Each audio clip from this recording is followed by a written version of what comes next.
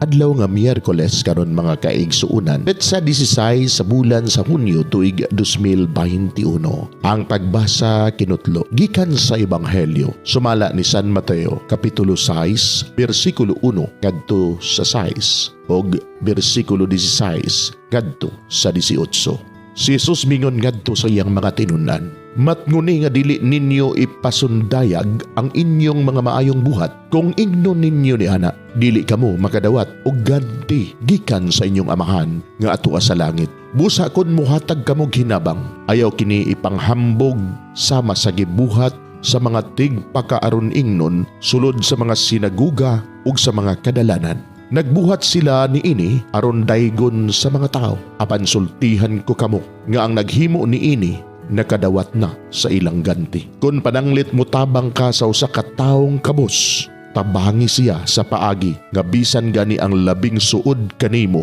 dili masayod ni ini. Himua kini sa tago ug ang imong amahan nga nagtan-aw sa imong gibuhat muganti kanimo. Ug kun mag-ampo ka, ayaw buhatang gihimo sa mga tigpakaaron ingnon. Gusto silang mag-ampo nga magtindog sulod sa mga sinaguga ug diha sa iskinas sa kadalanan aron makita sila sa mga tao. Sultihan ko kamo nga nakadawat na sila sa ilang ganti. Apan kun mag-ampo ka, sulod ngadto sa imong kwarto og serhi ang pultahan og pag-ampo ngadto sa imong amahan nga dili makita o gantihan ka sa imong amahan nga nagtan-aw sa imong gibuhat sa tago.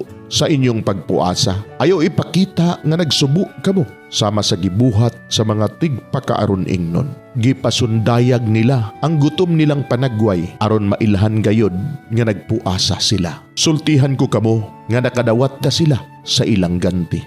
Kung magpuasa ka, panghilamos og panudlay aron walay mahibalo nga nagpuasa ka gawas sa imong amahan nga dili makita kinsa nagtan-aw sa imong gibuhat sa tago o gantihan kaniya. Mga igsuon, ang Ebanghelyo sa Ginoo. Daygon ikaw o Kristo.